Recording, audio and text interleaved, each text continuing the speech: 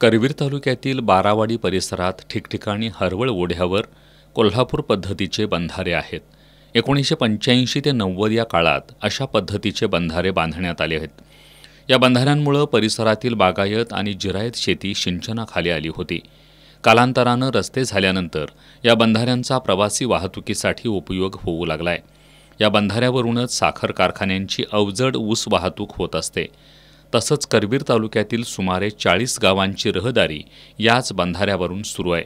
अशा आयुर्मर्यादा संपलेल्या बंधाऱ्यांचे पिलर धोकादायक बनले आहेत।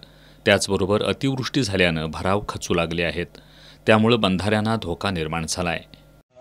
हा आपला सांगरूळ मारोळ दरम्यानचा हरवळ नाल्यावरचा हा बंधारा आहे। म्हणजे वंद्रेदादा आमदार होते त्यावेळेला केटीवेर म्हणून मंजूर झाला होता। तो थोडा आमचे वडील त्यावेळेला सरपंच होते, त्यांनी ते वंद्रेदादांच्याकडनं परत एक्स्ट्रा फंड लावून हा वाहतुकीसाठी म्हणून त्यावेळेला तयार करून घेतला।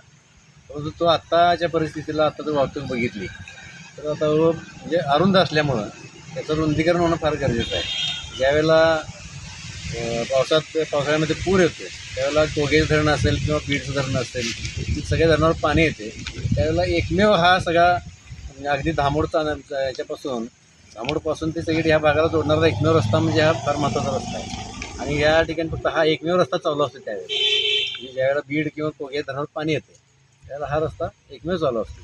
त्यामुळे ह्या ब्रिजचं या केटीवेर म्हणून आहे तो, पण त्या धरणाचं रुंदीकरण होणं हे फार आता गरजेचं आहे। याच बंधाऱ्यात अनेक वेळा दुचाकी पडून अपघात झाले आहेत।